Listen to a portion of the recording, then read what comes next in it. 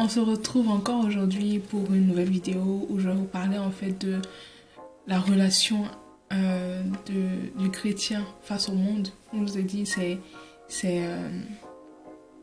c'est parler de notre foi au quotidien. Donc voilà, on va parler de la convoitise des yeux, de la convoitise de la chair et de l'orgueil de la vie. Donc, directement, on va passer au verset. Le verset de base, c'est 1 Jean 2, versets 15 à 16. Je lis pour vous dans la version seconde. Ça dit « N'aimez point le monde, ni les choses qui sont dans le monde. Si quelqu'un aime le monde, l'amour du Père n'est point en lui.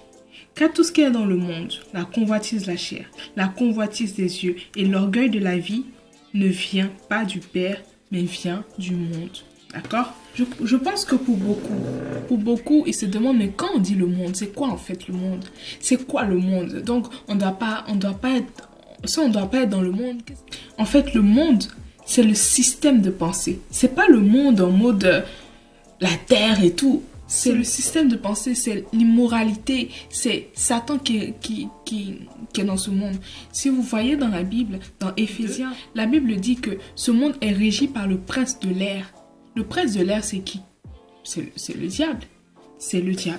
Et en fait, on parle d'immoralité, on parle de plaisir du monde, tu vois. On parle de l'esprit de rébellion qui est opposé ou indifférent en fait de tout ce qui est des choses de Dieu. Dans notre société, par exemple, les gens sont indifférents. C'est-à-dire que tu peux être fan de tout.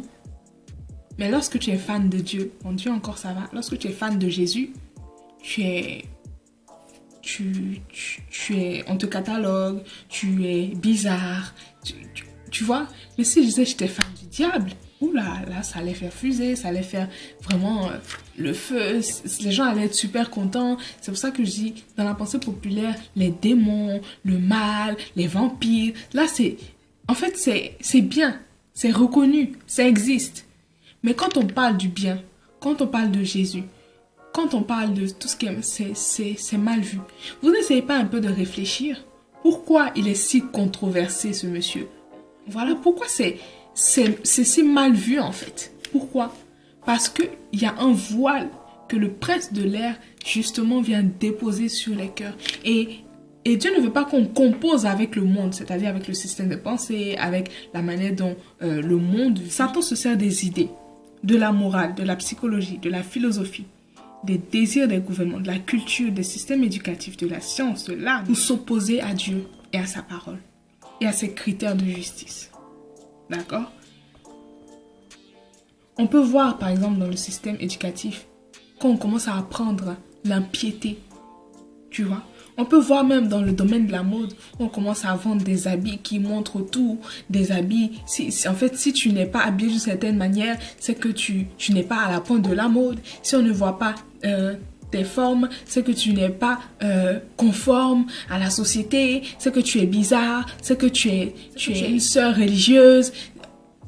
En fait, des choses qui n'ont pas de sens, Et en fait, derrière toute entreprise humaine, il y a un esprit ou une puissance qui agit à un degré plus ou moins important contre Dieu et sa parole. Donc, essayez vraiment. C'est pour ça que je vous dis, tout tourne autour de la parole de Dieu. Si tu ne la connais pas, tu n'iras pas bien loin en fait dans cette vie-là, dans cette vie où nous sommes. Tu n'iras pas bien loin. Parce que où tu vas puiser le discernement que quelque chose est bien et quelque chose est mal. C'est vrai qu'on a une part en nous qui sait ce qui est bien et ce qui est mal. Mais avec la parole de Dieu, le Saint-Esprit vient nous éclairer, vient nous donner le discernement. Tu donnes pouvoir en fait au Saint-Esprit de venir te parler en fait sur les choses de Dieu pour te dire, fais attention à cela. Parce qu'il y a un esprit derrière ça, il y a une puissance derrière ça qui fait que ce n'est pas en accord avec ce que je te dis. C'est pour ça que je vous dis, ne vous hâtez pas à vous appeler chrétien. Parce que tu es chrétien quand tu fais comme Christ. Tu es chrétien quand tu es en accord avec la Bible. Tu es chrétien quand tu soumets ta vie. Parce que oui, on peut faire des erreurs. Mais toi, tu as décidé de soumettre ta vie à Jésus. De donner ta vie, de renoncer à ta vie. De donner le pouvoir à Christ de te conduire. Le pouvoir au Saint-Esprit de t'orienter. Voilà, ce sont ces personnes-là qui ont décidé de prendre la Bible comme autorité suprême qui doivent s'appeler chrétiens, d'accord? Le monde, c'est aussi les systèmes religieux. Toutes les organisations et les églises chrétiennes mondaines et tièdes qui ne sont pas conformes à l'enseignement de la Bible. Comme je vous ai dit, tout tourne autour de la Bible. Tiède, ça veut dire dilué. Tiède, je suis un peu dans le monde, je ramène le monde aussi à l'église, je dois faire pour, voilà, je dois un peu faire pour attirer les gens. Toutes ces manières de penser ne sont pas de Dieu.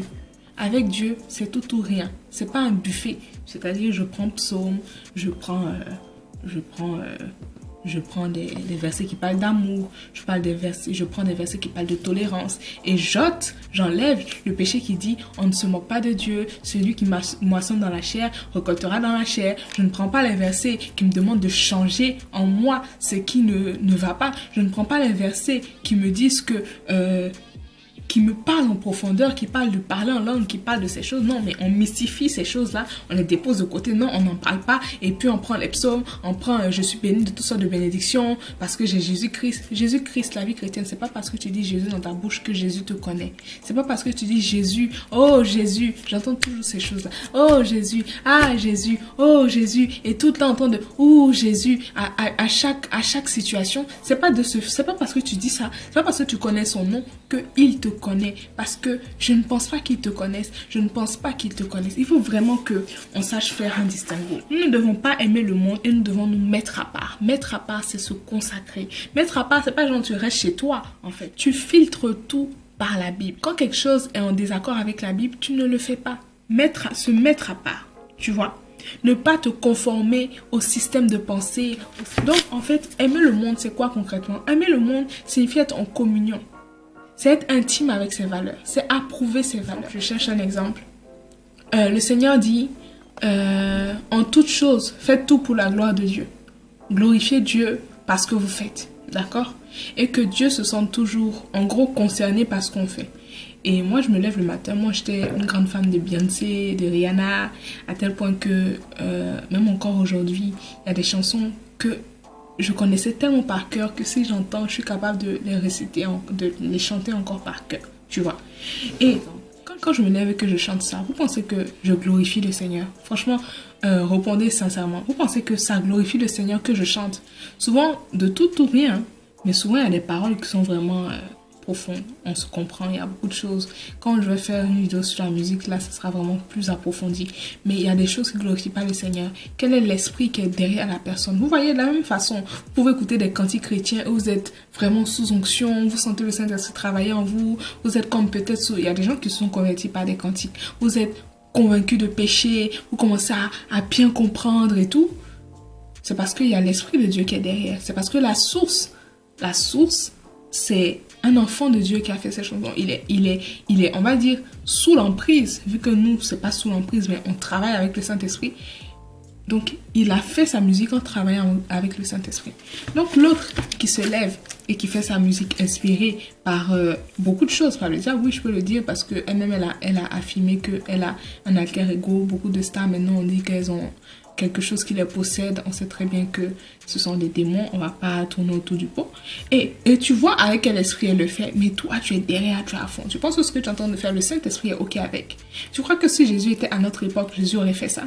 Tu crois que vraiment, le fait de chanter ces choses, ça glorifie Dieu ou ça glorifie ta chair? C'est toi qui veux prendre plaisir ou c'est ton esprit qui est content? Tu vois un peu comment c'est subtil. Ah. Donc, la convoitise de la chair, c'est quoi? La convoitise de la chair sont les mauvais désirs qu'on porte en nous, comme la version Parole de vie nous a dit. C'est en fait les désirs de la chair. C'est la poursuite des désirs sensuels. Comme je disais, oui, je veux écouter Beyoncé parce que voilà, c'est la femme, ça fait réveiller quelque chose en moi et tout. Mais c'est le désir sensuel, c'est un désir de la chair, c'est la convoitise de la chair. Et ça ne glorifie pas Dieu tout simplement. La version Parole de vie a dit, c'est convoiter, désirer ce qui est agréable aux yeux, mais interdit par Dieu.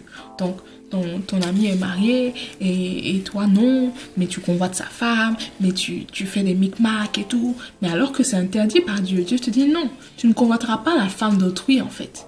Ça t'appartient pas, d'accord? Le plaisir en fait de faire des choses qui ne glorifient pas Dieu, que ce soit dans les films que tu regardes, que ce soit dans les magazines que tu regardes, que ce soit dans les vidéos que tu regardes, que ce soit dans les causeries que tu as, les choses, en fait, que tu vois et qui ne glorifient pas Dieu, en fait, c'est toutes ces choses-là. L'orgueil de la vie, c'est l'orgueil qui vient de la richesse. Ça fait référence à l'esprit d'arrogance et d'indépendance qui ne reconnaît pas Dieu comme Seigneur, ni sa parole comme étant l'autorité suprême. C'est l'esprit qui cherche à exalter, à glorifier et à promouvoir l'individu comme étant le centre. J'ai fait un parallèle, moi, avec la loi de l'attraction, qui n'est pas du tout loi de l'attraction positive. Comment on appelle ça? Pensée positive, qui n'est pas du tout de la parole de Dieu, qui n'est vraiment pas de la parole de Dieu. En fait, si on a la parole de Dieu, pourquoi on a besoin d'aller chercher autre chose? Voilà pourquoi on parle de il ne faut pas être dilué. La parole de Dieu a réponse à tout et nous dit tout. Pourquoi on a encore besoin d'aller chercher des lois d'attraction, des ceci, des cela, qui ne sont pas de la foi, qui n'ont pas Dieu, même encore de l'astrologie. On va lire notre horoscope, on va lire dans nos mains, on va faire toutes ces choses. Est-ce qu'on a besoin de ça? Est-ce qu'on a besoin de ça? Alors que tu as Dieu, tu as l'Esprit de Dieu qui sonde les profondeurs de Dieu pour te les révéler en toi. Est-ce que tu as besoin de ça? Franchement, quand on décide d'être chrétien, quand on a décidé d'être chrétien, on ne s'appartient plus. Je vais vous donner un petit témoignage par rapport à cela. Comme je vous ai dit, je suis de nature très matinale. Du coup, par ce fait, je dors très tôt. C'est indépendamment de ma volonté. C'est-à-dire, je peux m'effondrer en fait. Je dors, je suis fatiguée. D'accord? Et j'ai des longues journées. Donc, je me réveille à 5 heures.